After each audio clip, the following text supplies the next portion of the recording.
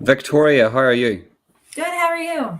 I am fine. It's good to get you on and actually get speaking to you. Thank you for Um, having me. so whereabouts are you from, Victoria? Victoria, how are you? Good, how are you? I am fine. It's good to Oh, get just you there's on a and bit of actually a overlap. Just speaking can to you. you turn off the So whereabouts are you from, Victoria? Victoria, how are give us you? 2 seconds, Good, guys. how are you? I am fine. If you can turn off your side, I think you've got an extra window open. I am fine. If you can turn off your side, I think you've got an extra window open. Let's I am fine. let's see if If that you can fixes it. turn off your side, I think you've got an extra window open. I am fine. That might have fixed it. If you can turn off your side, I think It you've got an must there extra must be window open. another stream. You must have another stream on. I've only got two. I've got StreamYard and YouTube up, but there's no I that's got it it. now. That's it now. Great. Sorry. Praise the Lord. Praise the Lord that was so that puts my heart in my mouth when that happens. So right. Uh Victoria, whereabouts are you from then in America? Georgia. Georgia. Okay, Georgia. And what's Georgia like? Is it hot? Is it cold? Right now it's about 50. Right, right. That's 50 degrees over here. Is that centigrade? No, I'm only joking. So, um, right, Victoria, you've got a bit of a story to tell, and we talked for a wee while, but you're gonna be telling your story here live tonight. So let's start off from the beginning. What was your childhood like? It was tough. It put me where I am now. I thank God I had the love of my wonderful, amazing grandparents that were my everything. My grandparents taught me who I wanted to be, how I wanted to be, and unfortunately they are not here anymore. But I was raised by two narcissistic people, and when you're growing up in that environment, you look towards your birth parents to guide you. Your, like, for instance, your dad is supposed to be your rock. He's supposed to be your iron mountain. He's supposed to teach you what is acceptable and not acceptable from a partner as you get older. Or in some cases, if you go and become, homosexual, then your mother is supposed to show you, what is not acceptable. Um, Either way, you're supposed to be influenced by your parents. And my parents were not your typical parents. When you are outside of the walls of the house, because I don't consider it a home, they had a very different persona and facade. When the doors were closed and everybody was inside, they were quite different. I grew up where everything that happened in the family was my fault, even if I wasn't there. I could do no right. I longed to make them proud of me. I wanted desperately to hear them say, I'm proud of you. And I never got that. I was an executive with a corporation by the age of 20, and I Wow. still never got, I'm proud of you. I was captain of our debate team in school, and I never got, I'm proud of you. It was very hard. And then I had a younger sibling who came about close to a decade after I. And the hardest part of watching all that, honestly, was the relationship that my egg donor had with him, because they were inseparable. She did everything with him. She took him everywhere. And at that point, I'm very confused as to why here's this woman who has never done a mother-daughter thing with me, never been affectionate, never been a loving mother. And she literally carries him on her hip to the bathroom. She tucks him in every night. She drove him to school every single day and picked him up because he was being bullied because he didn't have any friends. But the only friend he ever said he needed was his mom. And so he didn't want to make friends. And he grew up in that, I guess, he was very much the golden child. He could do no wrong. It didn't matter what it was, he couldn't do anything wrong. So he, it was really hard because as I got older, I watched him. He never really grew up to be a man, which I don't necessarily hold it against him because he wasn't given that opportunity to learn how to do things. His mom to this day makes his bank deposits for him. He can't hang a shower curtain. He has an enormous amount of tattoos on him that represent a hero, if you will, a cartoon hero. And he wears it everywhere he goes, and he identifies himself as that person or that character, if you will. They go on vacation together every year, and she and him talk probably 3, 4 times a day, text all day long. Um, he and I always knew he had such hope for him. He didn't start dating until his late 30s. My heart breaks for him. I've always tried to be close, but he has pushed me away. And I've learned after many, many decades of therapy that it's because my egg donor is like a puppeteer and she is holding the strings. She would tell him What's that phrase? What's that phrase? Egg donor? Did you say an that? egg donor. I call her Right. the egg donor and him the Yeah. sperm donor because that's what. Oh, right. Okay. Yes. Yes. Yes. I get it now. It seems like it's a bit abusive to even treat him like that. Just as Yes, abusive as the way they're narcissistic towards you. It's just as bad to treat a man like that and a young boy like that because you're not really setting them up for life. So there's an imbalance there. absolutely. And he does not know how to change a tire. If he got in another car accident, he called mommy first. He has no relationship with his father. There is no child that has a relationship with the siblings and no relationship with both parents. None of us, um, Hmm. which is quite hard. And Hmm. he ends up getting a car accident. He calls his mom. She does everything for him. He cannot function without her, literally. And it breaks my heart because I know he's incredibly smart. He wants nothing to do with me. I knew that he was homosexual when he was little, and I always supported it. The family, not so much. I told him as long as he was with someone that didn't put their hands on him and disrespect him, I was okay with it. And he didn't come out till probably a few years ago that I know of. And he now has his first relationship and he's in his late 30s. And the person he's with is an older person, doesn't have the best record, has a quite lengthy criminal record. And, if he's happy, great, as long as there's no Hmm. violence on him. But he and I have no contact. We don't speak. I wish him the Yeah. best. I do. It's like he's going through his teenage years in his 30s. Yes. Yes.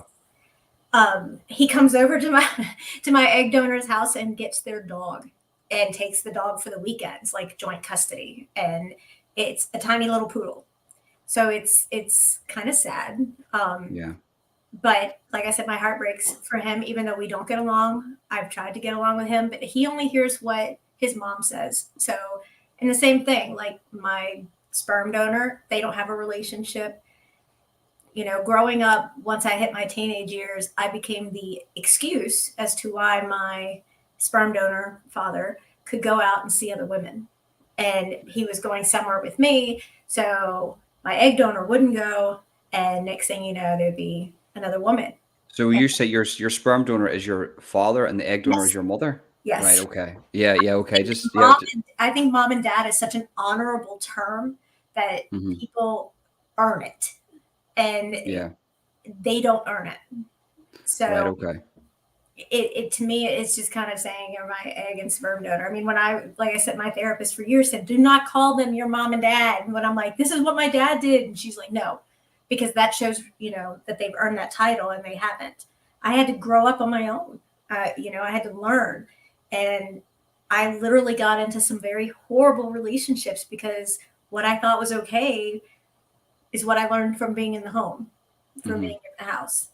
And what type of stuff, for instance, what is a golden child and what is a scapegoat? So what I keep hearing these phrases. So he's the golden child and you are the scapegoat, I believe. So Yes. explain those two terms. I know you've sort of explained who he is and what sort of happened to you, but explain the terms for the people in the chat.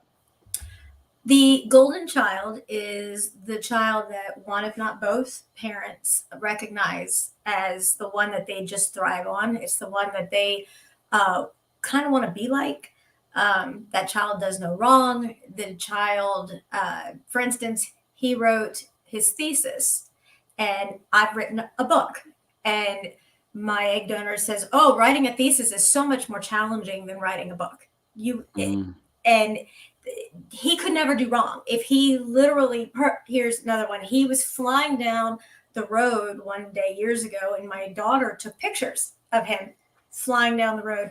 We were in the car, and she was like, "That's not him." Well, she has a picture of his face.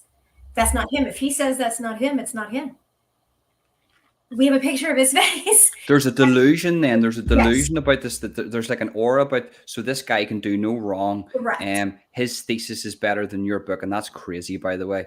You know, to be an author, to write a book, to, as you say, you were very driven in the sense, and suppose there's a positive you could take out of that. I know it's not a big positive. You would rather the love than that type of a positive. You were very driven to become successful in anything that you done because of this sort of lack of love from your mother and father, should I say. I'm just going to say that, you know, for the viewers. But you know, that you were very driven, and this guy is very sort of, he's not driven whatsoever, and there is no balance there. There is no balance. So, and you are the scapegoat then. So what is the scapegoat then? I could never do anything right. If something happened that, let's say, the golden child did, I would be held at fault for it, even if I wasn't there. I spent a lot of time at my grandparents' house, and it was just myself and my grandparents, and that was my home. That was my safe haven. But if I would come back, say, on a Sunday night and something was missing, something was broken, you know, which all kids do when we're young, then it was Victoria did it, and I would be grounded. I wasn't even there. It doesn't matter. You did it. Wow. And that is what is so challenging. The golden child is brilliant. He's a very smart kid, but yet he doesn't see himself that way. He has very low self-esteem, and he could do so much with his life, and he doesn't. And it's heart-wrenching because I wish I had a relationship with him. I know it'll never happen. Like I said, I wish him all the best in the world. He and I are as different as night and day. We couldn't be more different. And that is just what it is. But the scapegoat, we get held for everything. Everything is our fault. Both of my parents, if you will, belittled me at every time. They would make fun of me. I was always very weight conscious because my mother is a little heavier. Her other child is heavy.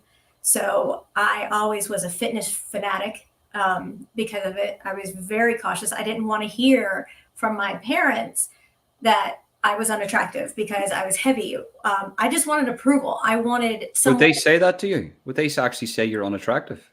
They did after my domestic violence. I heard it constantly. We'll get to the man looking like that with all your scars. Well, look, that's absolutely disgusting, and that will lead us on to the domestic violence. But just staying on the topic of the childhood here, because it's very, very emotional to hear this, but it's I know, I'm trying not to. It's fascinating too to understand the dynamic of how this must feel as a kid to go through this type of behavior and to even just live through this. Do you ever look back now at your childhood and think that it's like you weren't even there, that didn't even happen? It was like a different reality or something? I do. And then I keep trying to remember my grandparents and everything I wanted to be like. And I asked my grandmother one day why my dad was so different, because they raised him. And I saw them as like saints. They did no wrong. This man was completely in love with my grandmother. My grandfather was. He opened all the doors. He was such an old-fashioned gentleman. Mm-hmm. And he ordered for her, and it was, look at my wife. She's beautiful. I love her. And it didn't matter if I was like, hey, can I sit and watch TV? Everything stopped. We're going to watch TV. We're going to do something as a family. We had family dinners together. We played board games. We played card games. This was how family was supposed to be. And so that's what I kept trying to push on. And I asked my grandmother, why is he so different? And I remember I was 15. My grandfather had just passed. And she said, your mother has ruined him. I didn't understand. I couldn't comprehend what that meant until I went through the domestic violence myself. And I realized that he was ruining me. And that made sense. And, I said to her, I said, that doesn't make sense because you raised him. And she said, well, you're not like them and they've raised you. And Yeah, yeah, that's true. That and is true. he said, you're using what we do when we raise you, when we have you, on the weekends and summers and stuff, and you're taking that and absorbing it. And so it really took me going through the abusive marriage to realize what she meant by that. Because at 15, I couldn't grasp it. Yeah, so yeah, you were struggling to understand why your father was like that because he was raised by such good people, and you felt this warmth. Thank God that you had this warmth with your grandmother and grandfather. They were giving you this love, this affection, this family time, this sort of family unit that you needed. Do you think if you didn't have that, it would be different? That you would be different today? Do you think that sort of saved you from total darkness to have your grandmother and grandfather in your life? Absolutely. Because my younger sibling didn't, he was too young. And so I see how he turned out. But I am so headstrong and so driven. But that I honestly, if I didn't have them, I think I would be just like them. Really? So do you actually think that those traits, those narsisistic, so I'm going to say it a little bit sociopathic because there's lack of empathy there a bit. There's a wee bit of, you know, that I always say, if to have that level of narcissism, especially towards your children, you should have this maternal instinct, even a masculine maternal instinct towards, we all have it, a father's instinct towards their kids and their Right. mothers. I mean, to not have that is not that to me just isn't narcissism. To me, there has to be some maybe even psychotic traits to a certain degree. But it's really good that you had that in your life, and it's actually good. It's really fascinating. So your view is that you would have actually turned out like them if you didn't have that, like the goodness of your grandmother and grandfather. Yes, but That's can I elaborate that just a hair? yeah, yeah, of course, yeah. I think I would have turned out like them in certain ways. I don't necessarily agree that the narcissism and the sociopath and all that is a genetic trait. I think that if I was around them enough, you pick up their traits and their Hmm. habits. So I think that the clarity should be I would have picked up more of who they were on an everyday basis, and I would have just kind of followed suit, Hmm. if you will. I don't believe it's like a genetic passing through at all. I think I don't think it's a choice on some level for some people.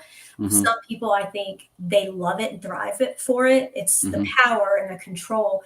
I think I would have been more of if I didn't have my grandparents, I think I would have been more of the screw it attitude. It's all about me and what I can do, and that kind of mentality without being Yeah. abusive, because that's not in me at all. I can't, like my daughter will tell you, I've never spanked her in her life. I've never raised my voice to her once in her life. There's ways to discipline without belittling, and I've never done that. So I think I would have picked up other things, but maybe not been the narcissistic sociopath, because I don't agree with Hmm. any of that at all.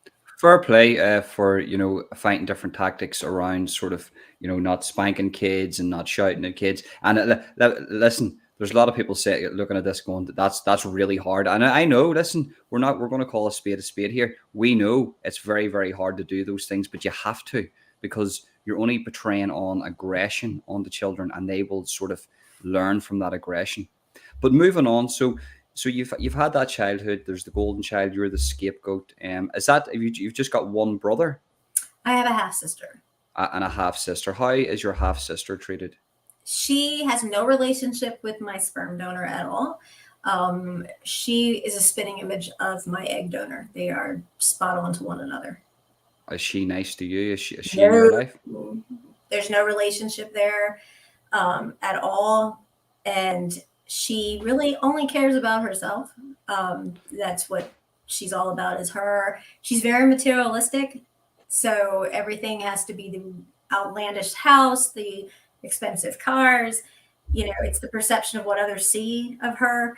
that just like my parents are. They're the exact same way. If you saw where they live, you would be totally understanding. They have a 7-car garage and they want more. And their house feels like an empty museum. It feels like you go in there and they're like, oh, you can't wear shoes and you can't have a dog that's going to scratch the floor. And their house is over 10,000 square feet. And It's not human, is it really? It's not a human thing, that is it. It's weird, that, isn't it? Like, yes, it's scary. It's scary because life is too short not to live it for the moment. yeah, I agree. I know. I totally, I 100% agree with you. And I know there's people like that over here, and I have friends that are very materialistic, and they're still good friends of mine. But it's not a human thing to do. Where's the as we call it in Ireland, the crack. Everybody comes into the house, everybody's eating and having a laugh and joking, and everybody's having fun in their life. We're not worried about. We can always get a new carpet. A Labrador is a good dog. We don't want a wee tiny small Chihuahua that's just going to sit there all day with his eyes crossed. We want a Labrador that's going to interact with children. We want to have fun in our life, and Yes. I get where you're coming from. So moving on then. Well, like the one last thing is like Sorry, go ahead. Yeah, yeah. my daughter would put her hand on the wall at their house, and then immediately here they come. Oh my God, you have a handprint on our wall. Don't ever touch the wall, and then they would go and make her get one of those eraser things and get her handprint off the wall. And as soon as they went around the corner, I was like, come here. And I'm like, and I put my hand all over the wall and I'm like, you know what, forget it. Let's go. Like, wow, that's crazy. So your daughter, they would actually make the thing about it is that's giving a young child a nerve. Listen, see if I took my son, right, to my mum's, or if I took him up to my mother-in-law's, and they were going mad over handprints. Okay, you have to teach boundaries and respect and other people's property. I get that 100%. But if you're going to teach, like, my son he wouldn't go back. He wouldn't go back. He would just say to me, because he has autism, he's very, very straight. He would tell you exactly the truth. He'd say, I'm not going back there, Daddy. And I just wouldn't take him back. I don't like to hear stories like that, because kids need freedom. Okay, teach them boundaries, teach them about property and stuff, but they need freedom, and a handprint is a handprint. Exactly. You can, a bit of paint will go over it, and you won't even know it's there. Is there anything else you want to say about that subject then? Well, and that's the thing, is that now that my daughter is born, and I know we'll get into it with my book, but the fact that they have disowned her and disowned me, that's fine. If you want to do it to me, that's fine. But they've disowned her. She's special needs herself. She's had 34 surgeries. The last one was only a couple of weeks ago. She thrives. And she's the most amazing person. You met her. She has such a great spirit, and her warmth comes across. She's just amazing. She's such a gift. She's wonderful. She's wonderful. She's wonderful, Victoria. She's absolutely wonderful. We had a wee chat beforehand, and she's jokey. She's a great personality. Wants to be seen, wants to talk, and things like that. And listen, what more can you ask for in a person? Right. Well, my sperm donor would go and bring women around her and then tell her, you can't tell your grandma. And I said, you're not teaching my daughter to lie. And that's not how this is going to work. And lemon, he would bring lemon. He would bring women. Oh, women! I thought you said lemon. Women. What do you mean? Is this the sperm donor? Your father would bring other women around her. So his, I don't know what you call them. His girlfriend, should you say? Sure. Round your daughter, and that's sort of that's freaky. That's weird, isn't it? Like that, you shouldn't be doing that. Right. And so she called him the A word. And an asshole. You can curse. Oh, can I? I just didn't want to be. No, you after 5 minutes you can curse. Okay, so she did. She called him an ass, and he was furious. And she said, "Well, you don't take time to listen to me." And if I said "but," it sounds like and you would say you don't understand me, so you're an asshole. And then it's true. She says you use me to get the attention of other women, and he used her to get. Oh yeah. So he would take his granddaughter out and use her to draw in women, sort of like that's like I mean, what? And there's another word for him like we would use in Ireland, and it's not an asshole. That's far too light for that guy. Like that's I don't even want to say it, but listen, Like that's crazy. That's It is. crazy. That you know. Well, the only, and I'm sure because I don't have my chat on, so I can't see. The reason that he had any involvement with her is when I left, and I know we're going to have it, is that it was a safe place to go, and I was all about trying to get my daughter to survive, and so we did that, and they didn't meet her until she was 3 months, and they just never like they didn't act as grandparents to her like mine did to mine. So if she says, "Hey, I want to watch a movie," they had a movie theater in their home, and she'd say, "I want to go watch a movie." No, or he had to pick it. And every time he was around her, he was on his phone, and then he would tell his wife, "Well, fine, I'm going to take the girls out for dinner," and there would be a woman, and my daughter would be like, "No," and we would leave. We got to the point we started driving there and meeting him in case he brought someone else so that we could leave, because that's not what I'm teaching my child. Was your egg donor mother, was she aware of the other women? She was not, but prior to going no contact, I advised her of all of it. And I even brought proof. I brought lots of proof, because the one thing about domestic violence survivors is what we feel we have is only as our word. And I had so much proof. I had text messages, I had pictures, and things of that nature. Like when I took my daughter on a trip here to Chattanooga, Tennessee, and we had separate hotel rooms. My daughter and I had one, and he had one, and he was like, "Okay, yeah, let's go spend some weekend together, so we can bond." Blah blah blah. And next thing I know, there's a knock on our door, and there's another woman. And Are these women that he's meeting on apps? Or are these prostitutes? oh no, he knows them. They're Right. not So prostitutes. No, he's in relationships with these women, but I don't want to speculate and say that, but she had no knowledge of it, and the texts that I have copies of are not something that I would send to anyone other than my husband. right. Okay. Like look. Okay. Right. Look. It is what it is. He shouldn't be doing that around his grandkids, and Right. that to me shows a level of he doesn't for somebody to do that. That's another form of empathy. I know you're going to say, well, sure, that isn't empathy, but it is. It is because okay, if he's doing that behind the scenes and nobody knows about it, okay, it's bad enough as it is, but that's his own business. But to sort of bring your granddaughter into that, and that's sort of putting her in an awkward position where she's going to grow up and she's going to remember those things, and she's not going to see her grandfather in a good light. So he didn't care about that. He doesn't care about the future. He only cares about the moment, and he Yes. only cares about his needs, Himself. Mhm. his needs and what he thinks and how he feels. And you're sort of painting a picture here of top drawer Narcissism. narcissism. So will we move on into then your sort of your relationship with, is there anything else you want to say about in between? But we'll move on now to your relationship with your ex-husband and how you were treated in that relationship. Well, the examples of everything we've discussed before put me into where I was. I met him, and they're so unbelievably charming. They realize your weakness, they play on that weakness, and that's what he did. He knew I wanted nothing more than a family. I thrived on that. I just felt like my purpose was to be a wife and mother. And I had an amazingly successful career. I was independent. I lived by myself. The only thing I was missing was that unconditional love. I went home to an empty apartment. I had amazing friends. That wasn't an issue.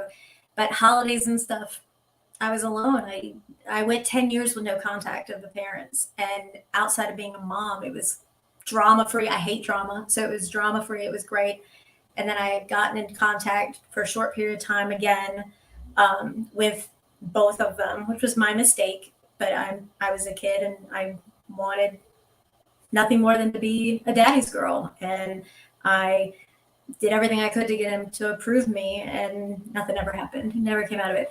So I met this guy, and he was not my type physically. He was very unattractive, and he just blew me away with supposedly the story that he told me about how his family fostered kids, his mom and stepdad fostered all these children, and that he wanted a child, and he was injured overseas, and he was military. And that's all he ever wanted. And, now he's stateside and sorry.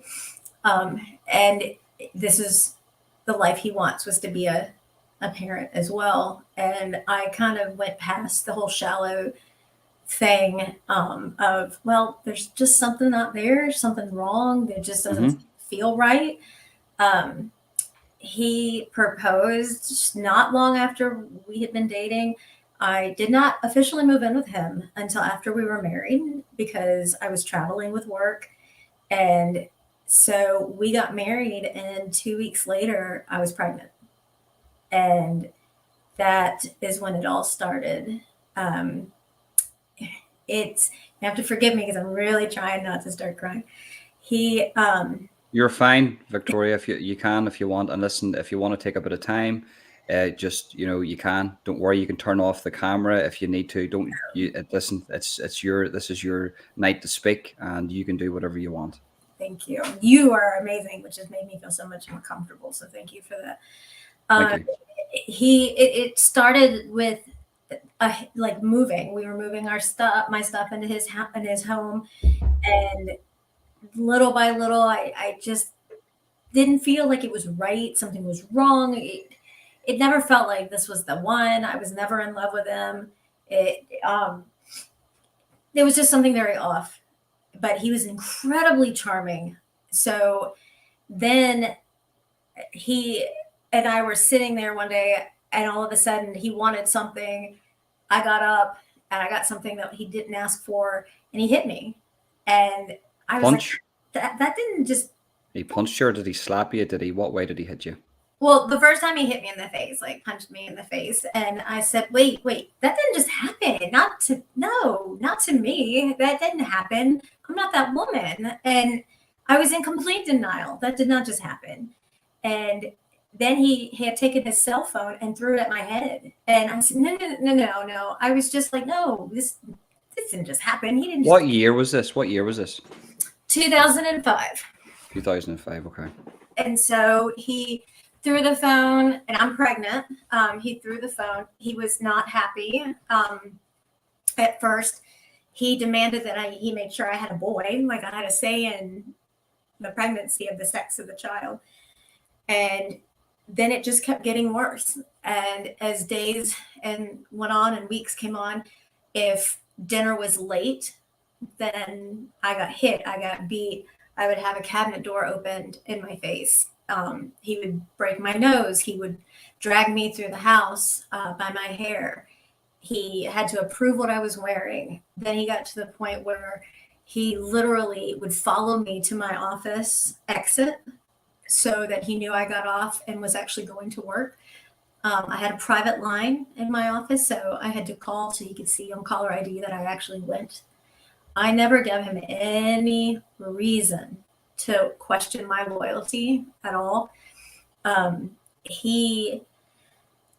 caught him in quite a few little indiscrepancies at first, and I was just more being totally upfront. I'm being as raw as can be.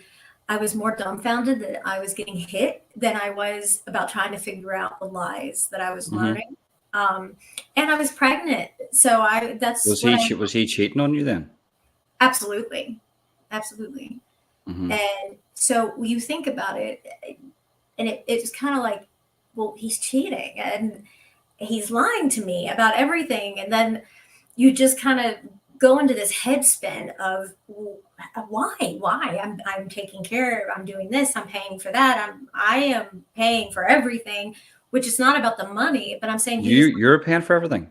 Yes, because I made like 3.5 times a year what he did. Right. So I'm trying to build up a picture here. So where are you living at this stage? I had moved out of my apartment into his home that he had.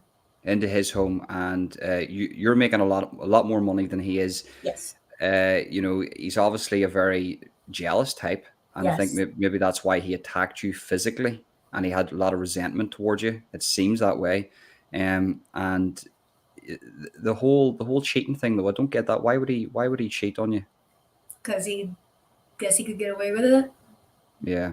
I think it was the catch He loved the attention from the females.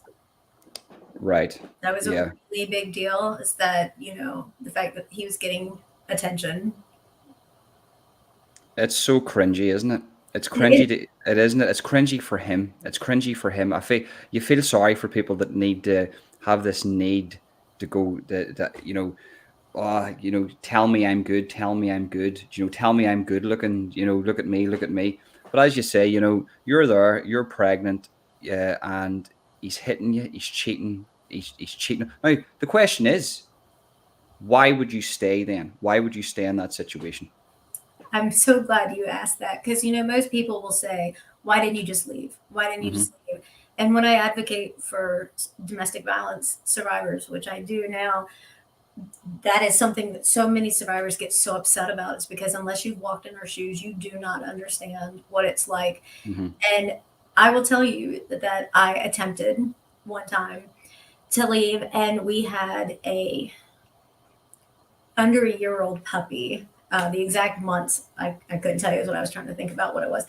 And he went outside and shot the dog in the heart and told me that if I left, that would be me.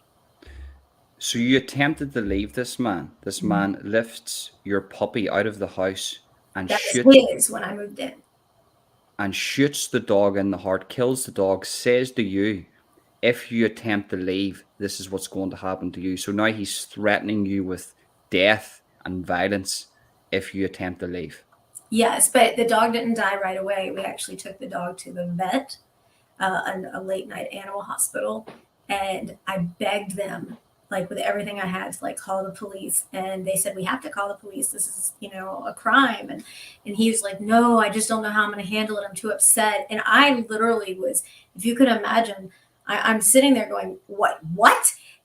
And the people there are like, "Sir, we need to report this. We need to report this and talk about this and find out what's going on and make a complaint."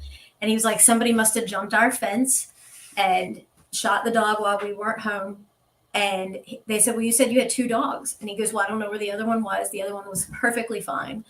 And that's what he did. And I obtained the records later on with the testimony of everybody. Wow, what an listen, I'm just going to say it, right? I know you probably don't like cursing, but in Ireland we would Actually, I do. I'm pretty bad. right, listen, in Ireland we have a name for him, and he's called a cunt. He's just a pure cunt. And that man there, to do that to an animal, that is psychotic. That is psychotic. I know, I understand the domestic violence, but to do that, to prove a point, to say this will be you, that man, look, I can't say that, and you should advocate somebody being shot. But hypothetically speaking, in a different world, that man wouldn't be here. He deserved exactly what he done to that dog. That's absolutely disgusting. What doing that to an animal? So you're now. What happens after that? Then you're in this. You're in this situation. Do you actually feel your life is being threatened? Absolutely. I feel like I'm drowning. I am so afraid. I am watching myself go from a very confident business professional to a silent, terrified, battered woman, where any noise I jumped, any sound I jumped. I was petrified of him being near me. If he got near me, I would jump. I was petrified what he was going to do next. If he had very bad OCD, so everything had to be in threes. And if I, for instance, didn't put three radishes in his salad, I was going to get hit. And I mean, it was so extreme and so unreal. I almost felt like I was just in a tunnel going through the motions of life, and it wasn't life; it was hell. Because I couldn't go to the bathroom with the door shut, because what am I doing in there with the door shut? Why do I need the door shut while I'm in there going to the bathroom? I was raised by my, the meaning of my life as an adult. I took as the patterns I learned from my grandparents, and Hmm. that's the morals that I used. So when you're in the bathroom and you're a lady, you shut the door. And so that's what I did, is I shut the door. And he said, "You don't need this fucking door shut." And he would come in with my metal hairbrush that I brushed by the edge of my bed at night and slammed it into my face and said, "I'm taking the door off the hinges. You don't need to be in here with the door shut.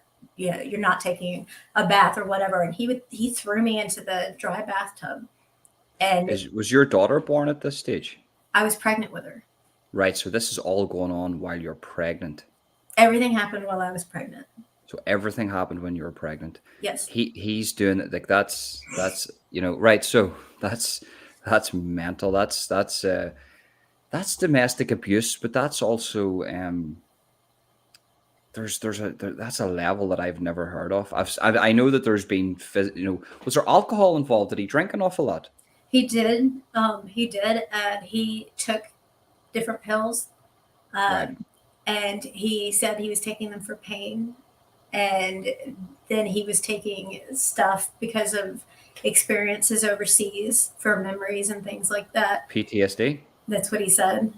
And he would take. He also had Ambien to help him sleep, and he would pop several Ambien, drink a couple beers, and he was out of his mind.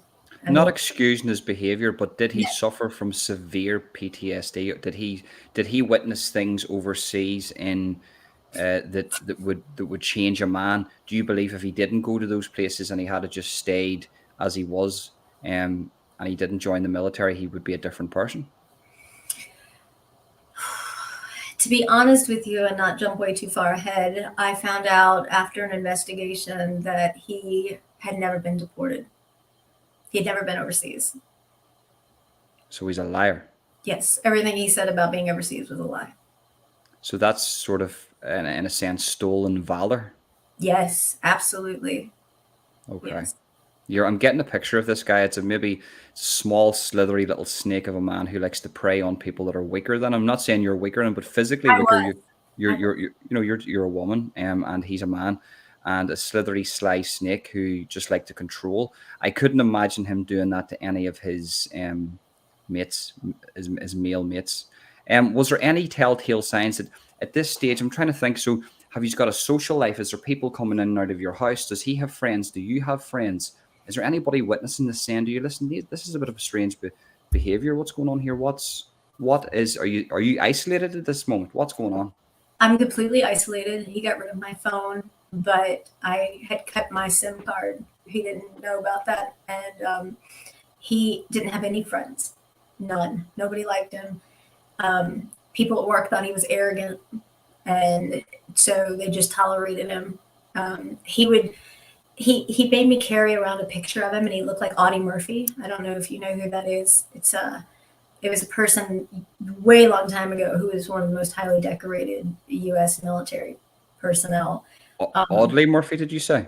Audrey Murphy. Sorry, Audrey Murphy. No, I could have. Was this guy a handsome guy or something? No. Right. Okay. Why would he make you carry that picture around?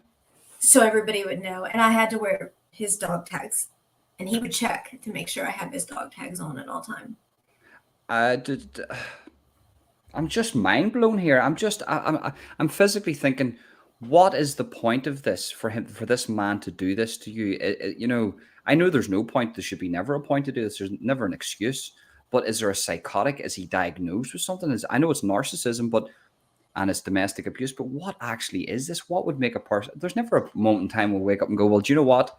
You're wearing what I'm telling you to wear today, and you're keeping these dog tags on you. And if the dinner isn't ready, you're going to get a slap. It's just it's odd behavior. It's very, very. I know this goes on a lot around the world, but it's very, very odd behavior, and it's ego, it's narcissism, and it's instilled in some people to be like this. So at one stage, do you move to a base or something that you were telling me? No, he and I lived off base, and Off base. we were on the base together, and he was standing there, and his captain was 10 feet away, and he broke my nose in front of his captain, and they didn't do anything. They did nothing. He broke your nose in front of a military captain. Yes. And he wasn't reprimanded. He wasn't. So now you're seeing this behavior condoned by the USA military. Yes, which I've come to learn by working with other families is much more than people think. It's 1 in 4 military families are going through domestic abuse, and my 1 in 4. How many aren't going to say anything? How many are afraid to say something for exactly the reason that I did, because they're not helping us? And I did ask his captain. I went all the way to the provost marshal with this, and I said, isn't the United States military supposed to protect the United States citizens? Well, you're not even protecting us on our own soil. You're not protecting me, and he's going to kill me. Yeah. But you know what? And I'm going to say it, and this is how I feel. They're training killers, and that's how you win wars, isn't it? By Mhm. training killers. And this is a cold, hard fact. To put these young lads through training, the most extreme training, especially the greatest military that's on planet Earth, the USA, the the complex that it is, and it's a machine that needs fed, and they put these young lads through this, and they build them up and they make them into killers, and I suppose in a sense that if you're already built in with narcissistic traits and you're maybe a bit psychotic and you've got this ego, massive ego, you want people to love you and you want to be beautiful and women to look at you all the time. And then you add on top of that the military. It's a recipe for disaster. And is there no counseling in the military for people like this to sort of talk about home life and to see how you're doing and how's life? How's your daughter? I suppose your daughter's not born yet, but is there nobody? Is there none of that set in place for you and the family? There is. There's an advocacy program that's set for the military, for the spouses and children that are going through domestic violence.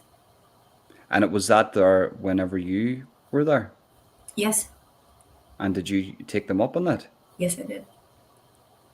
So even though that's going on with the captain, you can go and speak to people that are involved with the military to help you with these situations. And the captain still isn't recognizing this as a legitimate form of domestic abuse. He's just ignoring this. Yes. So I went above the captain to next in line.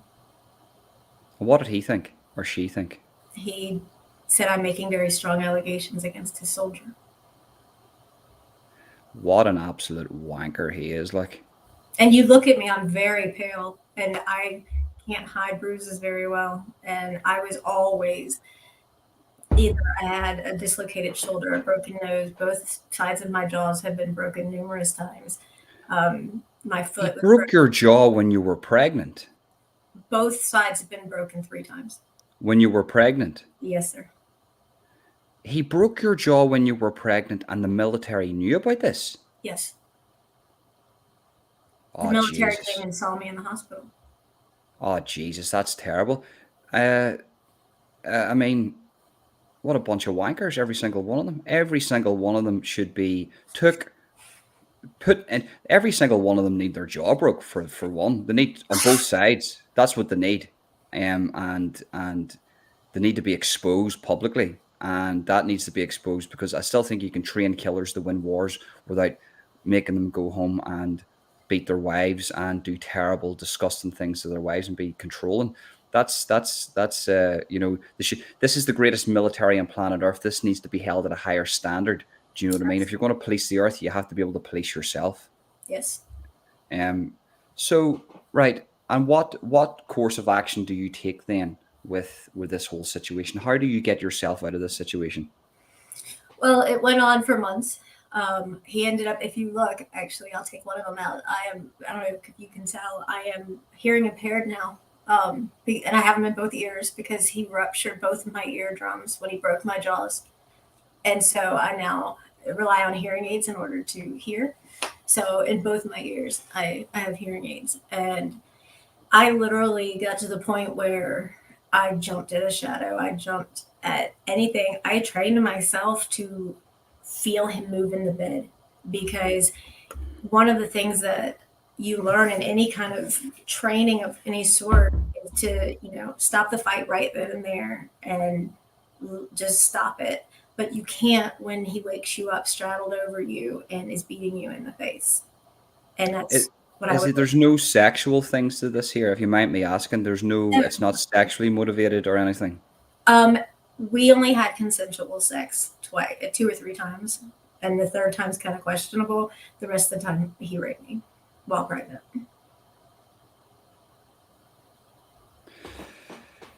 How is this guy? How is this guy still walking about the place?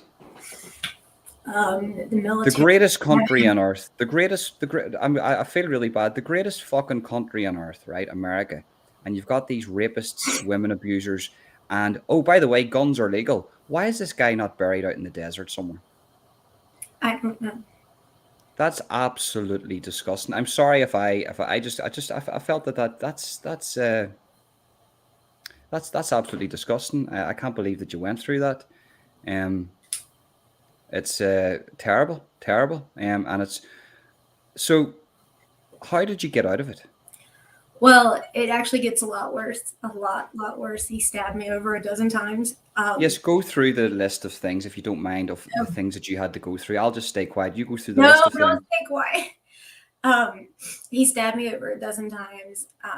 He would beat me, hit me in the middle of the night. He took me in the truck and took me down to a 2-lane part of the interstate and dropped me off on the side, got out of the highway. I was in my pajamas, no shoes, and got me out of the truck and told me I wasn't allowed to touch his truck.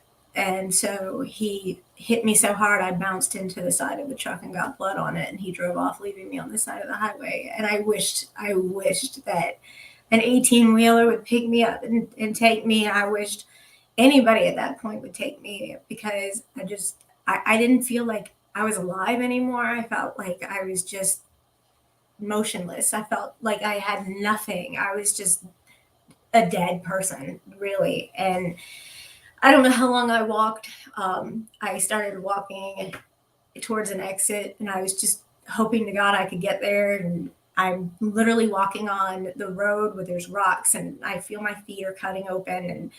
And he pulls back sometime later, and what really blows your mind is he would get out and he would say, "Why are you walking on the street? Why are you doing this? You're pregnant. You need to be in the truck. We got to get you home."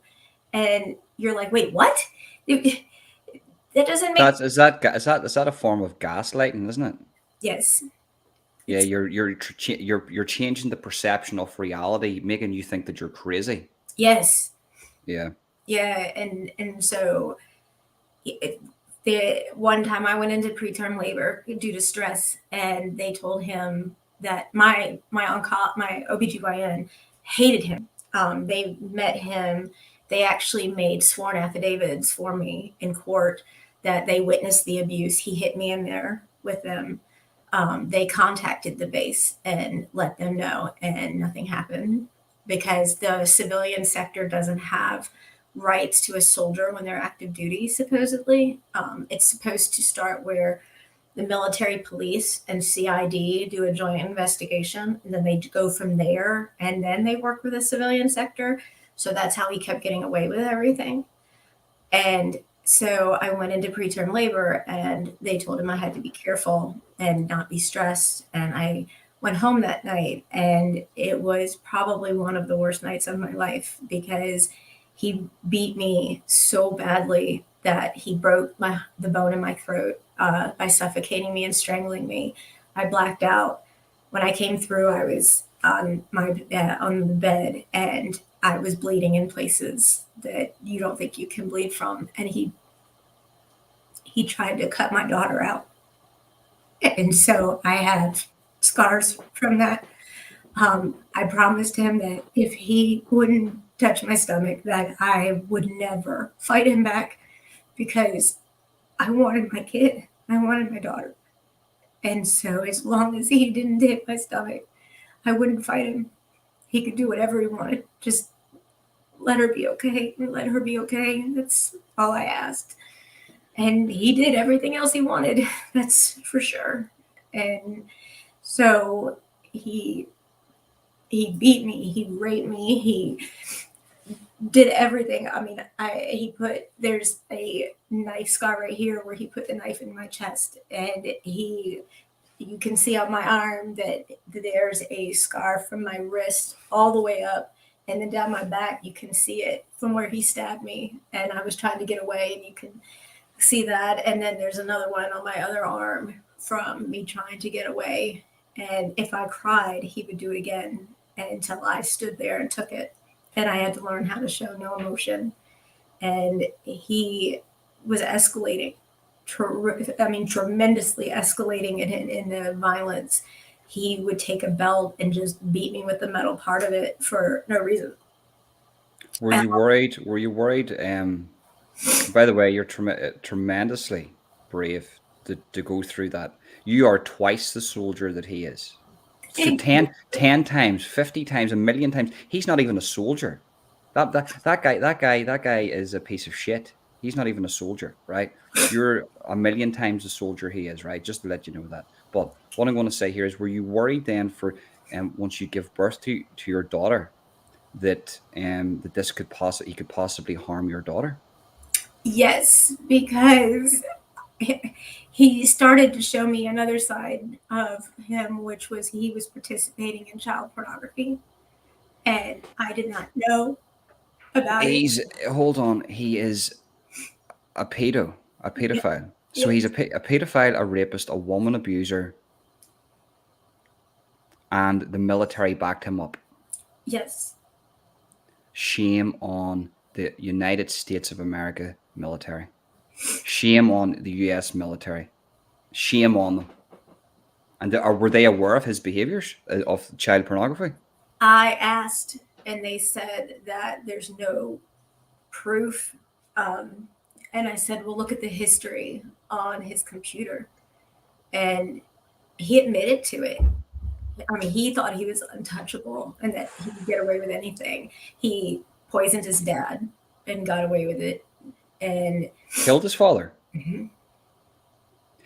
He's I'm not laughing, but his dad was dying, and the way he got away with it was saying he was trying to be like a Dr. Kevorkian and help him not suffer. Oh, right, like a morphine type job. He gave him like morphine, right? Okay. I don't know. I don't want to speculate, but I know that he did something to expedite the death. All right, so yeah, he didn't maliciously want to take a person, but listen, regardless, right? Listen, regardless, this guy's a sicko, right? This guy is a sicko. So. Yeah, I don't want to keep saying is there any more, because you're telling this story very well. You're very brave to tell this story. So I'll just let you tell the story how you want to tell this story. So I shut down. I would go to work. I was an executive going to work in a turtleneck in the summer when it's 100 degrees here. And I kept telling the military, his commanding staff, that he was going to kill me. And they were just dumbfounded by the fact that I was making these allegations. And I asked them, what would they do if he did it? And they said, oh, he would have to eat concrete. And I've never heard that term before, but I learned later on that is a military term for going down on the ground, I guess, some kind of, it's like a metaphor some way. And they literally, he did so many horrible things on a daily, weekly basis. And when I would say something to his captain and say, hey, this is happening, what is it going to take? He was like, oh, he already told us about this. He already told us about that. And I mean, if you look here, you'll see I have a scar here from where he stabbed me in the eye, and it went down my face. You can see it, and you can't cover it up. When you're walking about and they're seeing you with these marks and they're seeing you with these bruises and stuff, is nobody red flagging this? Because if I seen a lady, if I didn't even know a lady and she walked by me in the street and she had all these marks over her face, I probably would just ring the police just to say, listen, I've seen a lady and she looks pretty beat up. Is nobody in your life? Where is your mother and father at that time? I had no connection with him at that point. He didn't let me have anything to do with anyone outside of work. And he would spot check, show up at my office. Are they happy for that to be that way? I don't know. Because we weren't speaking. Was whenever you get back, whenever you do you speak to your mother and father after them situations? Yes. And do they say to you, are they showing you support? Are they showing you love? What do they do? What sort of? They did not meet my daughter until she was 3 months of age. And my egg donor said there was something very fishy about him that she didn't like, which when they met him, I was that person who walked behind him and was looking at the ground and wouldn't make eye contact with you, which is very opposite of who I am. And I literally was just like this the whole time. And he kept pushing me further away so that they couldn't see. And I had all these bruises on my face. And I was walking with a limp because one of the last things that happened is he kicked me and it caused a DVT, a blood clot in my leg, and put me into preterm labor. And I ended up in the ICU for 2 weeks. And so my daughter was born during that time and was life flighted because neither one of us were told we would make it. And so I remained in ICU at one hospital while she was life flighted pretty far away. And they met her 3 months later. They met my daughter 3 months later. Do you think if he wasn't in the military, he'd be in jail now? I don't think he would be in jail. I don't think he'd be here. Right. So you think the military kept this guy alive? Absolutely.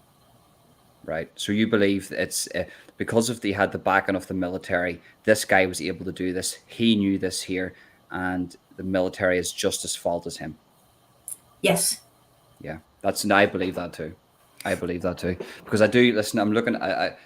America is not too much different from here, right? People are going to be people, and it's at the end of the day, if you see something wrong, you're going to do something about it, and they do have America does have a justice system just like here, and I do believe that something would have been done. I think it was the military that actually was the problem here that sort of facilitated his behavior. Yes. So what's the day like that you leave? How do you go? How do you get out of that situation? Well, after I got out of ICU, I stayed with my daughter around the clock in the NICU. I wasn't going anywhere. And after 3 months, my parents met her. And is this in a hospital or your house? No, I didn't leave the hospital. She was at the hospital. That's where they met her. And I was not hoping for them to hear about it this way. You could look at me and see I had bruises on me and my old bruises. And I know that you had a couple of pictures, but I gave you a bunch of other ones where you can really, you can see in one of them, you can see his thumbprints on my throat and his hands around my neck. And I was calling to make a follow-up. They had me on a medication called Coumadin for the blood clot. After I'd given birth, they can't take you on Coumadin until after you give birth because it's poison. So while I was in preterm labor, they had me on heparin and Lovenox injections alternating. Then after she was born, I went on Coumadin, and I had to call and make an appointment to get my lab drawn because you constantly have to have your level checked.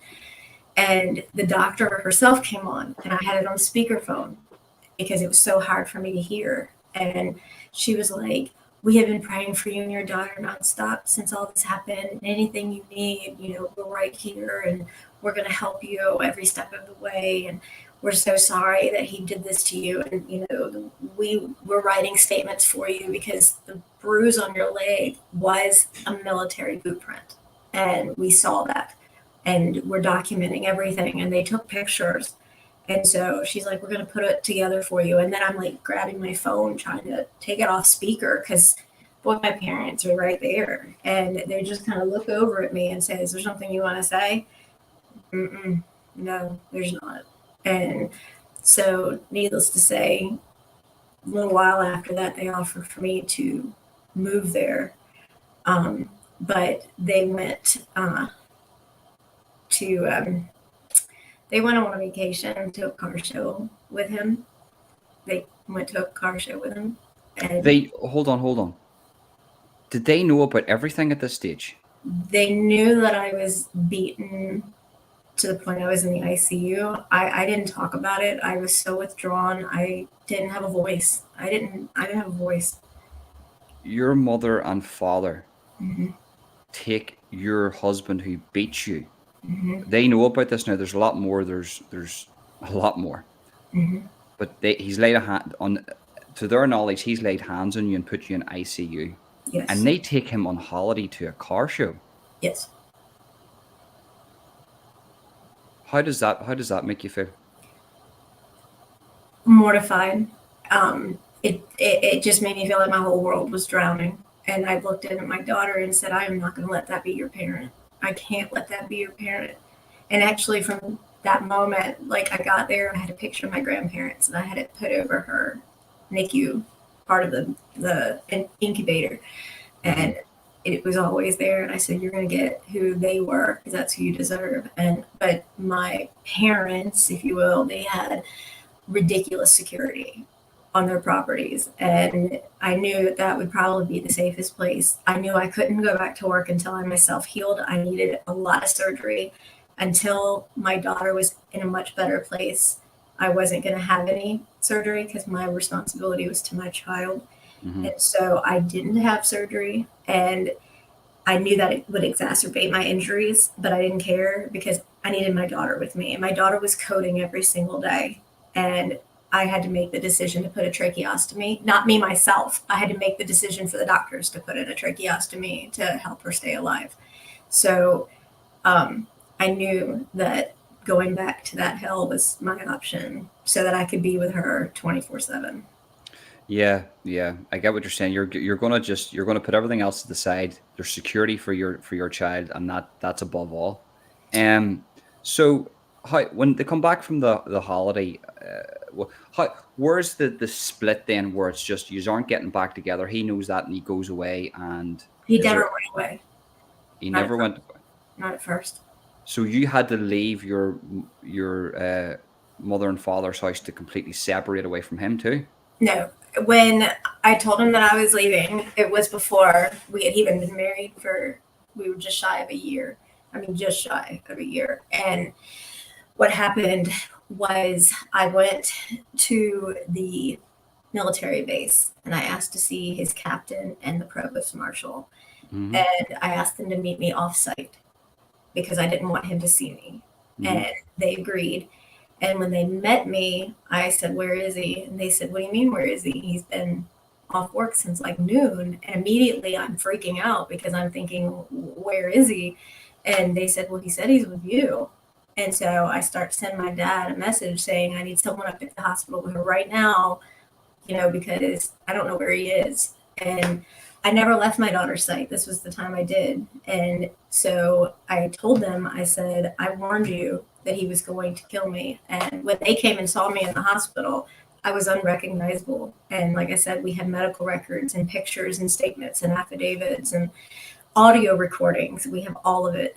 And I yelled at both of them to get the hell out because they did not do their job in protecting me and my daughter. And they put us there just as much as he did. And I admit that because I absolutely did. I did scream at them and told them to get out because I do hold them as much responsible as him. They are responsible. They are. So I told them everything. And I said, we're at a time of war. And look what I found. And I display all this stuff. He had passes to get onto the base. He had all sorts of other, things that you're not supposed to have. And they just kind of looked at me and they looked at each other. And I said, I don't know where he is. And they said, well, we're going to call him in and have him come. And I was like, he's going to kill me. And they said, well, we're going to send you over to the advocate office where they'll put you in hiding for the moment.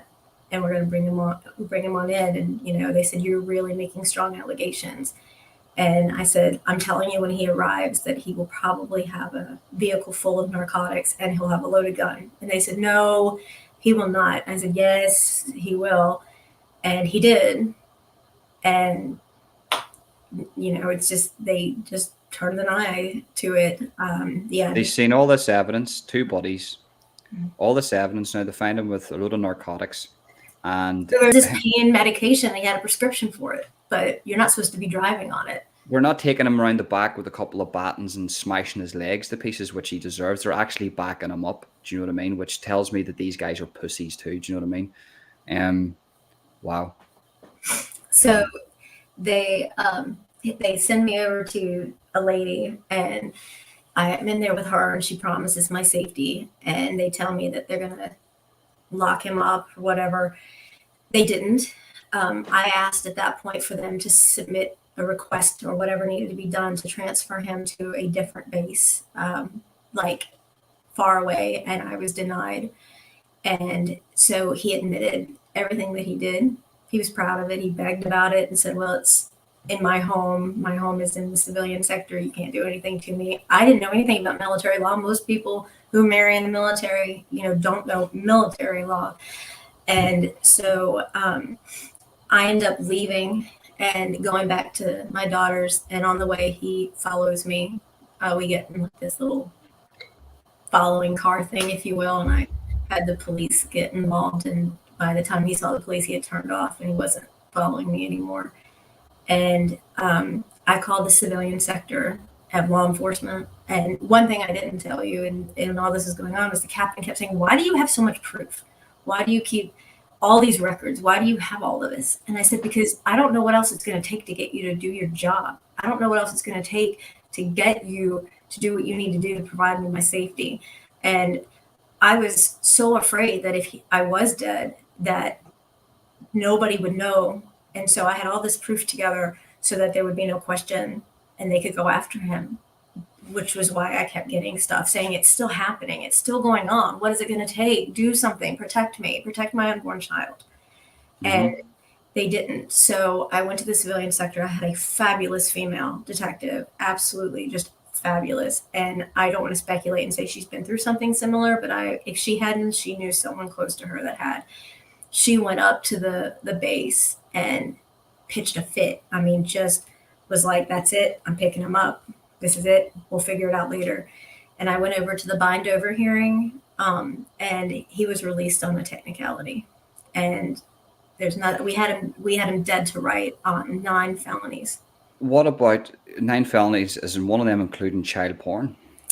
No, the military had his computer, and that was under a CID and military police investigation. So they're covering for a pedophile. Mm-hmm. And he even had his own website and his own aliases, and he would link his favorite videos, and they were disgusting. Hold on. He had his own websites to do with children. He had his links to his favorite websites, where he had his own profiles on those sites with his favorite videos linked to it. Does that make sense? Yeah, that's clear evidence. Yes. That's evidence. Their response was they can't prove without a questionable doubt if he was the one who uploaded them and it wasn't identity fraud. Uploaded, sure, he has it. It doesn't matter about uploading it somewhere. You don't have to distribute it. Right. You'd be caught with a bag of heroin. You're not distributing it. By the way, I'm not saying anything. Right. I would rather be a heroin addict than be that. Heroin addicts, at least, they have, they can't help what they're doing. This guy, you've actually got me speechless. Sorry. And I know everything that happened to you, disgusting, terrible. But the military know that this guy is an active pedophile, and they're backing him up. The United States military know this guy is a woman abuser, an active pedophile, and they're backing this guy to the hilt. Yes, and then they were supposed to, and then I actually went to the base commander, the commander of the entire base, and it was dumbfounding. Because it was literally like brushed off, and I said to them, how would I know what a transitional compensation package is if I didn't hear about it from your advocate team? How would I know what that is? That is a military fund set up to help victims, because there are men victims out there of domestic violence, and their children obtain safety. How would I know what that is? And I even pulled out a business card from the advocate herself, and she wrote her own personal cell phone number on it. And I said, here is her card. Here is, what she gave me. How would I have this? And they had nothing they could say. There was nothing that they could say. And so they said, well, we're going to investigate it, blah, blah, blah. They made him go see, I don't know what they call it, the military shrink. And he tried to say he was under so much pressure because the baby was sick and he's gone through all of this. And then it came to light during an investigation that he had put his first wife in a drug rehab center because he pulled a shotgun and put it in her face. And she stabbed him because of it. And the scar that I had seen, he told me that he obtained it overseas. And we obtained the records after subpoena to find out that's not what that scar was from. That was actually from his first wife who was defending herself. And Oh, wow, wow.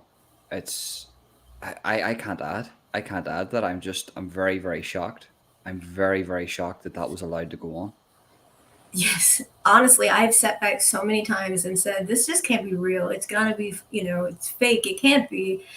But if I didn't have all the evidence that I do, I would think there's no way. There's no And way. still nothing to this day. He's just free, allowed to walk about and be a pedophile and a woman abuser. Um, I might have my number wrong because I don't watch over and see what he does at all times. I don't stalk him. I don't look for him. I don't, we end up having a very closed court hearing. He has no rights to my child. I got them terminated. And Brilliant, brilliant. so, and my family was very non-supportive about it. They thought he should have been held to pay child support. And I explained that no amount of child support was going to provide that kind of safety from that measly whatever it would be he would pay if he paid it. And I said, this is my choice. And I Did they fought. know about the pedophilia too? Yes, And they still said this guy should pay child support. yes. Like you wouldn't even want anything to do with that guy. I know money's money, but No, I didn't want that money.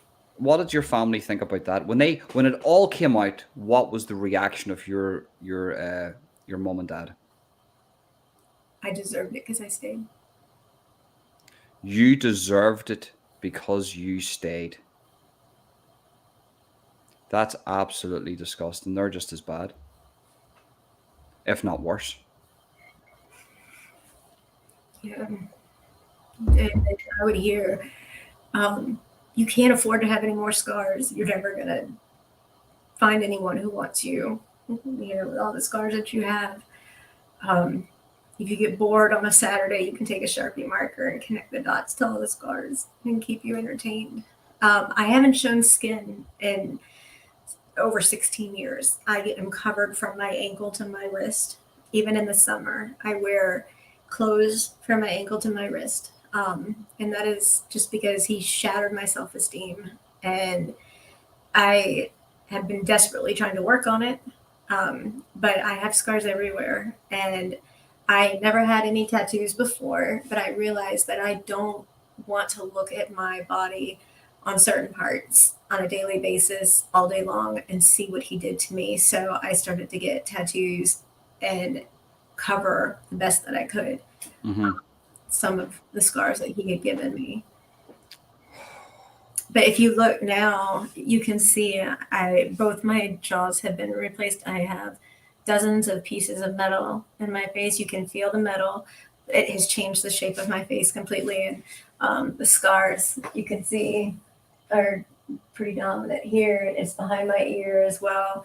I've had to have my shoulder replaced. I have metal in my foot. I have screws in there. I have screws and pins in my hand. And here I have, I've had dozens and dozens and dozens of surgeries to correct what he's done. I told the court that in no way, shape, form, or fashion was he allowed to know some of the things I had to go through because I didn't want to give him that satisfaction. Like, I can't have any more children. And I had to have surgery internally to correct the damage that he did because he used other things just other than himself. So, Yeah, guys, listen. If there's any viewers from America, from Georgia, any Irish people, do you know what I mean? It just goes without saying. If there's any Irish like Irish people who are just living in Georgia, the Irish connections, you know what to do. Like, that's absolutely. I mean, you're so brave. You're very, very brave. It's wonderful, that where you are today. it's wonderful that you've. I mean, a lot of people would go through that and they would just give up, but you haven't give up. You've because of persevered my daughter. because of Because, your daughter. Yeah. yeah. Um. So, what is now? What are you doing now after all of that and the recovery to that, right up until now? How has that been? Um, between my daughter and I together, we have over 130 surgeries between the two of us. And we advocate now for special needs. We advocate for the families, help them obtain the services and things that they need and that they deserve, and help them realize that they're not different. They're beautiful, and nobody wants normal. Nobody wants ordinary. And my daughter advocates a lot. She's in the process of finishing a song that she's writing about surviving domestic violence, and we do a toy drive every year to help kids, and we also donate to a women's shelter. I go and talk to different women and let them see that you can survive. um, we have moved it to a bigger platform where now you can go to the website, which is a contagiousmile.com, and see all the stuff that we do. We offer free support classes and groups so that you come in there and it's a non judgmental, non bullying, fully accepted group of people where you are amongst friends that get it and understand because we've lived it and been through it. So that makes a huge difference. But to go and answer your question about the court, when we went, I literally had the documents, the photographs, everything. I was even asked if I would wear a wire, which I did. And he admitted everything. He bragged about everything he did. And it was all released on a technicality. The 9 felonies were released, and he stayed in the military. And then they give him a medical discharge. And so he gets benefits for the rest of his life. And we didn't get any transitional compensation. We got nothing from them at that point. He should have been disgracefully discharged, No. and the bad. Well, I'm not going to say the bad side, but the boys from the army should who were discharged themselves Military. for medical reasons. They should have just. He should have never been seen again. Well, you know, the military has different sectors. He was military. But I mean, oh yeah, sorry, yeah. But what I'm saying is that the fact that he was able to just walk in, head held high, pedophile, woman abuser, just do whatever and just go over to the captain. Well, captain, sir, yes, no problem, and just walk out. I mean, he should have left the base for 5 minutes and never been seen again. Never been seen again, and then no investigations done. Just that's him gone. But yeah. So I'm going to ask you a question here. Is there any telltale signs that we can pick up on? I know it's different from male to female, right? Because we're going to talk about females here because males will be a bit different. Yes. But is there any telltale signs of, for instance, myself, I'm in a house, I notice something a wee bit strange about my friend's wife or whatnot. How can you tell if somebody's going through domestic abuse? Well, you can tell little by little by their disposition and demeanor. A lot of times, the women will, and honestly, at least for me and the women I've worked with, you can tell by, if you will, the stage that they're in. If it's just beginning or they're right in the middle of it. For instance, with me, I never could look anyone in the face. I was always looking down. Any noise, I would jump. I was petrified of any and every little sound. I became obsessed with making sure things were getting done above and beyond what I was made to do. So that I wouldn't anger him, because I was constantly asked, why did you make him mad? Why didn't you just do what he wanted? And so you would see just a very introverted, scared. I almost felt like I resorted back to a child in a way, where I was just so afraid of the disciplinarian. And you would see old bruises that are attempted to be covered up with makeup. You would see inappropriate dressing for that time of year. There is the person who becomes very protective of their abuser because you get to believe that that's all you're going to ever get, that you deserve it, that, you know, you were out of line, that you made him mad, you did whatever it was that you weren't supposed to do, and no one else is ever going to love you. And he's made you believe all those things. And I actually got to that point, and I believe that, you know, he would say, "You're so ugly. Do you know how many people feel bad for me because I'm with you? Do you know how bad everybody feels for me because you're so ugly? You're never going to find anybody else." And he would say, "The only reason I ever married you is because you're an ATM. I mean, you make so much more money and you're paying for everything, and yada yada." And that's what you would see. But also, we really also need to talk about like the characteristics of the abuser from a man's point of view, because they are smug and charming and characteristic. And I hope if we, like in my book, when my daughter was in a medically induced coma, I was sitting there with my laptop because you can't stimulate your baby, and I'm literally just writing. And when I'm writing, I'm not writing a book. I'm writing who was where. I mean, I was getting interrogated and I'm the victim. I was getting, who saw him break your nose? Who was around? Well, I wasn't watching who was around while he was smashing my face in. Well, then it must not have happened. If I could tell you I knew, wouldn't there be something really wrong with that equation? Yeah, they're there to back up the predator. Right. So I was constantly being interrogated about, well, where were you then? What day of the week was it? What month was it? What were you wearing? Like, I don't recall anything. I was trying to stay alive at that point. And so I just started writing because I couldn't scream. I was in a NICU. I was in the neonatal intensive care. It was damaged from my head to my foot. Literally, I have what's called secondary concussion syndrome from him smashing my skull in so much that to this day I'm treated for headaches. I was just writing stuff down. And one of the therapists, the respiratory therapist, told me that I needed to publish it. And I said, there is no way. I'll never publish this. It's humiliating. And then I realized that if it helps one person, which is what I'm praying that this podcast does, then it's worth it. Can I just stop you 2 seconds? I just need to plug in my charger. 2 seconds. I apologize. I forgot to plug it in. Just give me 2 seconds.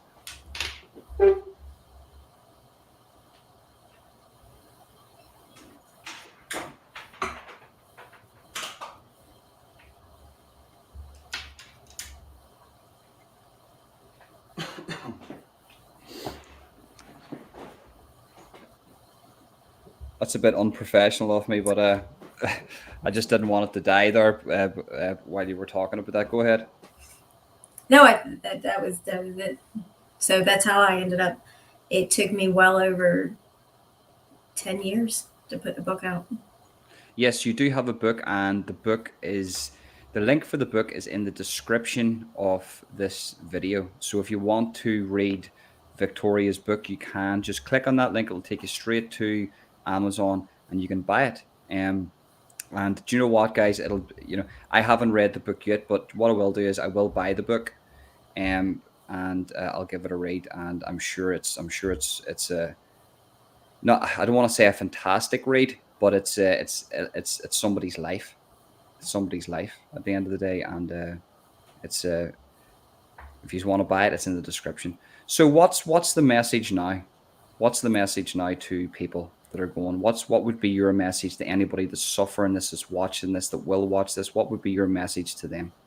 I completely understand that feeling of there's nothing left in this world for you, that you are a submissive person to your abuser's dominance, and that there's no light, there's no faith, there's no hope of getting out. And there is. And I know that you have one chance at it.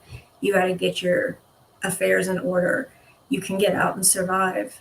It's just getting yourself together to do it. There are ways to do it. There are, I explained it in the book, and there's nothing in that book that can't be proven. The only things that were changed were names and geographic locations for the protection of those involved.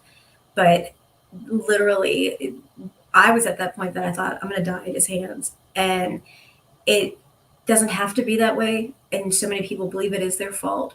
I'm so sick and tired of people being so judgmental. Why did you stay? Why haven't you left? They don't know because they haven't lived in it. you think that you can leave and live, but you can't. You have to be able to have a complete plan in place in order to get out. At least I did. You need to know the warning signs. It is kind of almost like a roller coaster where there are better days, and then there are days that are just horrific, and you just have to make sure, because when you do leave, it is the most dangerous time, because your abuser does get heightened, and that's one of the worst things. But you can live and get out of it. You need to look for those red flags, and when you find those red flags, you need to take them very seriously before you get in that relationship, because everybody needs to realize life is too short. Life is beautiful. I don't take 1 minute for granted. I wasn't supposed to survive. My daughter was not supposed to survive. She is thriving. She's amazing. And when you sit there and think about it, I've never once thought for a second that that's his kid, because it's not his kid. This is my kid. And Mm-hmm. it's taken all this time, but I'm married to the love of my life, who, ironically enough, was my soulmate. And I knew that before my ex. And my ex met him and hated him, like absolutely hated him. We had dated for 4 years and broke up. And then we ended up together now, and he's adopting my daughter, which makes my heart so full. But um, That's great to hear. That's really good to hear that there's somebody there that's that's you doing can it. move on. Yeah, you can move on. And it's quite hard. It took me so long, but you know what? I did it by myself. And my statement out there is that you don't have to do it by yourself. And that's why I advocate like I do, because I didn't have anyone, and I kept wishing that I did. I didn't have a mom that would hold my hand and say, it's going to be okay. We're going to get through this no matter what. If somebody even remotely got near my child, but no. I mean, he was given the right to see her for a couple of days in the very beginning, when I had a TPO, a temporary protective order, and we were going after the permanent restraining orders, and he had to be there with a police officer in the room, and he didn't want to see her. He wanted me. And when he would come in, he'd say, let's go for a talk. Okay. And I did, because I didn't want him near my child. They would have had to pry my hands from a door frame before I let him near her again. The And fact that there was a sort of chart, like even suspicious, you had proof of his everything. of this pedophilia that he had, and Yes, I do. the fact that it even got that far. See, I don't know about America, I don't know about the laws, but if that's in Ireland or in England, there is no way, shape, or form a person like that is getting anywhere near a kid. That you have physical evidence. The fact that they got it that far, where he was with a police officer, do you know what I mean? Is crazy. And I'm sorry to go on about that. I'm very, very mind blown that Yes. I'm just, there needs to be a change. There has Yes, to there be a is. change. There does. And I just want the women to know that they are worth more than they see themselves for, and try to go back and think of who they used to be, and they can be that way again. Their kids don't deserve to grow up and feel like that. You can make the kids have the life they deserve. You can live your life. You can find that inner light again, because even one star lights up a dark sky. True. That's a very, very good message. Is there anything else you would like to say? If there's any questions, I'm afraid to see the comments. I haven't read any. I've made sure not to look at them, I'm sure. Yeah. You. I'll have a wee look here. I'll have a wee look. You've covered everything.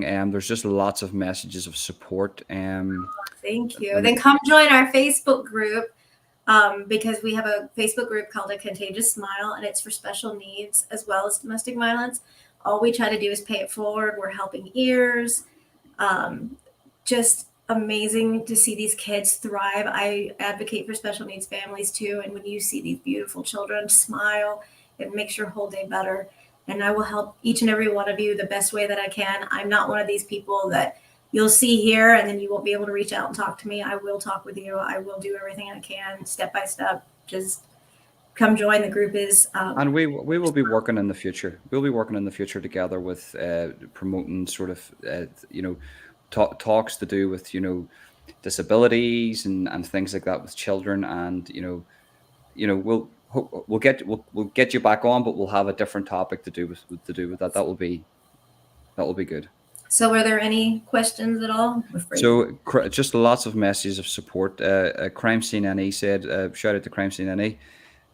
He said, heartbreaking, but watch what you're saying, Ronan. Such a brave woman. Yeah, because I got a wee bit animated in regards to um him, and do you know what? I don't care because it's the truth. Um, let me just have a wee look here. I actually need to get somebody to go through the comments for me to pick these. If there's negative, I'm happy Should I can take should, it. Ram Radar said should have had court martial. Definitely, by the looks of it. Let's go down to the bottom here.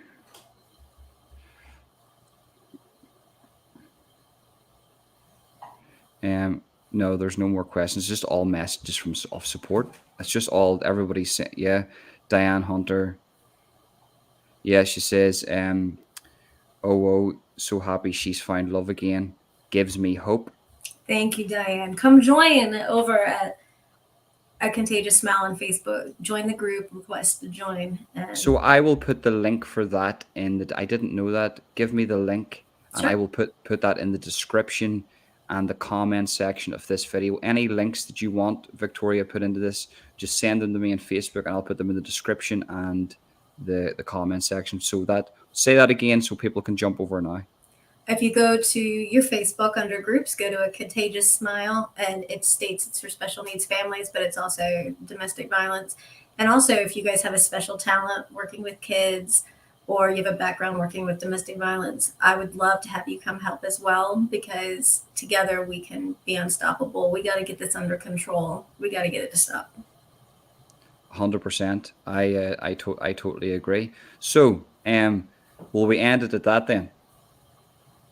Yes, Victoria. Thank you very much for coming on and telling your story. Peace, guys. Thank you, guys.